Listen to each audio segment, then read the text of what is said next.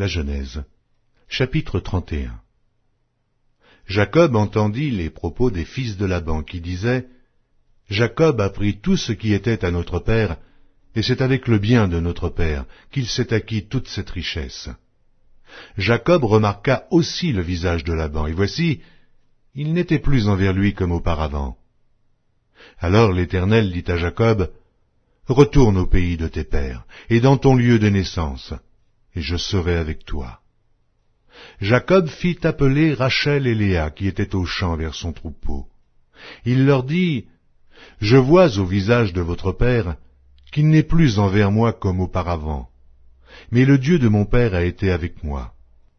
Vous savez vous-même que j'ai servi votre père de tout mon pouvoir, et votre père s'est joué de moi et a changé 10 fois mon salaire, mais Dieu ne lui a pas permis de me faire du mal.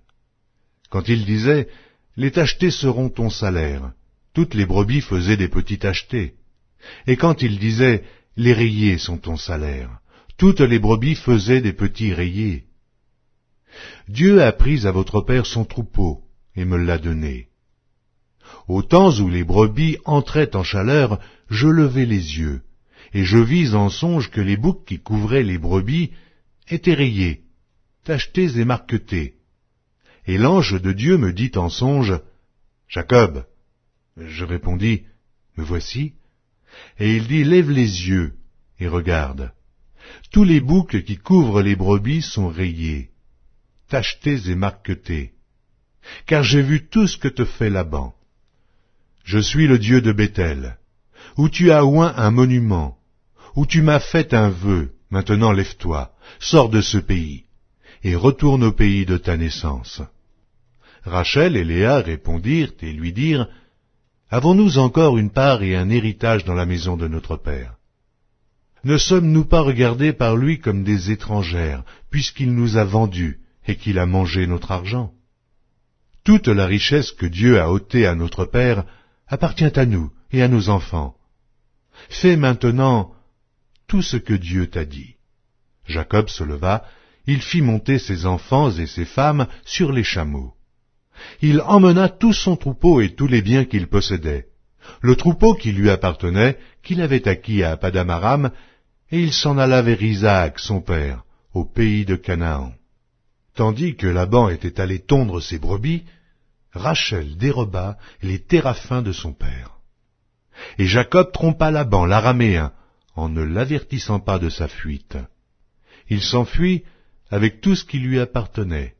Il se leva, traversa le fleuve et se dirigea vers la montagne de Galaad. Le 3e jour, on annonça à Laban que Jacob s'était enfui. Il prit avec lui ses frères, le poursuivit 7 journées de marche et l'atteignit à la montagne de Galaad. Mais Dieu apparut la nuit en songe à Laban l'araméen et lui dit, « Garde-toi de parler à Jacob, ni en bien, ni en mal. » Laban atteignit donc Jacob. Jacob avait dressé sa tente sur la montagne. Laban dressa aussi la sienne avec ses frères sur la montagne de Galaad. Alors Laban dit à Jacob, « Qu'as-tu fait? Pourquoi m'as-tu trompé, et emmènes-tu mes filles comme des captives par l'épée? Pourquoi as-tu pris la fuite en cachette, m'as-tu trompé, et ne m'as-tu point averti? Je t'aurais laissé partir au milieu des réjouissances et des chants, au son du tambourin et de la harpe. Tu ne m'as pas permis d'embrasser mes fils et mes filles, c'est en insensé que tu as agi. Ma main est assez forte pour vous faire du mal. Mais le Dieu de votre père m'a dit hier, « Garde-toi de parler à Jacob, ni en bien, ni en mal. » Maintenant que tu es parti parce que tu languissais après la maison de ton père, pourquoi as-tu dérobé mes dieux? Jacob répondit et dit à Laban, « J'avais de la crainte à la pensée que tu m'enlèverais peut-être tes filles. Mais périsse celui auprès duquel tu trouveras tes dieux. En présence de nos frères, examine ce qui t'appartient chez moi et prends-le. » Jacob ne savait pas que Rachel les eût dérobés. Laban entra dans la tente de Jacob, dans la tente de Léa, dans la tente des 2 servantes, et il ne trouva rien. Il sortit de la tente de Léa et entra dans la tente de Rachel. Rachel avait pris les téraphins, les avait mis sous le bas du chameau, et s'était assise dessus. Laban fouilla toute la tente, et ne trouva rien. Elle dit à son père, « Que mon Seigneur ne se fâche point si je ne puis me lever devant toi, car j'ai ce qui est ordinaire aux femmes. » Il chercha, et ne trouva point les téraphins. Jacob s'irrita, et querella Laban. Il reprit la parole et lui dit, « Quel est mon crime? Quel est mon péché, que tu me poursuives avec tant d'ardeur? Quand tu as fouillé tous mes effets, qu'as-tu trouvé des effets de ta maison? Produis-le ici devant mes frères et tes frères, et qu'ils prononcent entre nous deux. Voilà 20 ans que j'ai passé chez toi. Tes brebis et tes chèvres n'ont point avorté, et je n'ai point mangé les béliers de ton troupeau. Je ne t'ai point rapporté de bêtes déchirées, j'en ai payé le dommage. Tu me redemandais ce qu'on me volait de jour, et ce qu'on me volait la nuit. La chaleur me dévorait pendant le jour, et le froid pendant la nuit, et le sommeil fuyait de mes yeux. Voilà 20 ans que j'ai passé dans ta maison. Je t'ai servi 14 ans pour tes 2 filles, et 6 ans pour ton troupeau, et tu as changé 10 fois mon salaire.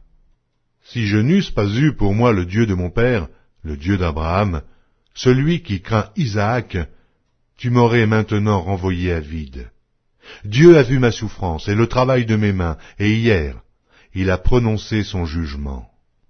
Laban répondit et dit à Jacob, « Ces filles sont mes filles, ces enfants sont mes enfants, ce troupeau est mon troupeau.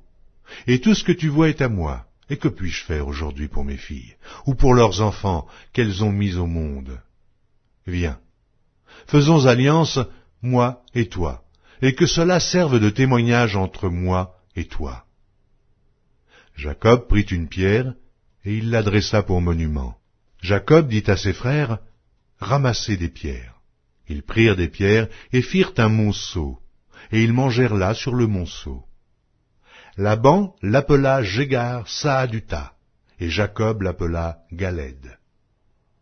Laban dit, « Que ce monceau serve aujourd'hui de témoignage entre moi et toi. » C'est pourquoi on lui a donné le nom de Galed. On l'appelle aussi Mitzpah, parce que Laban dit, « Que l'Éternel veille sur toi et sur moi, quand nous nous serons l'un et l'autre perdus de vue. Si tu maltraites mes filles, et si tu prends encore d'autres femmes, ce n'est pas un homme qui sera avec nous, prends-y garde. C'est Dieu qui sera témoin entre moi et toi. » Laban dit à Jacob, « Voici ce monceau, et voici ce monument que j'ai élevé entre moi et toi. Que ce monceau soit témoin, et que ce monument soit témoin, que je n'irai point vers toi au-delà de ce monceau, et que tu ne viendras point vers moi au-delà de ce monceau et de ce monument, pour agir méchamment. Que le Dieu d'Abraham et de Nachor, que le Dieu de leur père soit juge entre nous. » Jacob jura par celui qui craignait Isaac. Jacob offrit un sacrifice sur la montagne, et il invita ses frères à manger. Ils mangèrent donc, et passèrent la nuit sur la montagne. Laban se leva de bon matin, baisa ses fils et ses filles, et les bénit. Ensuite, il partit pour retourner dans sa demeure.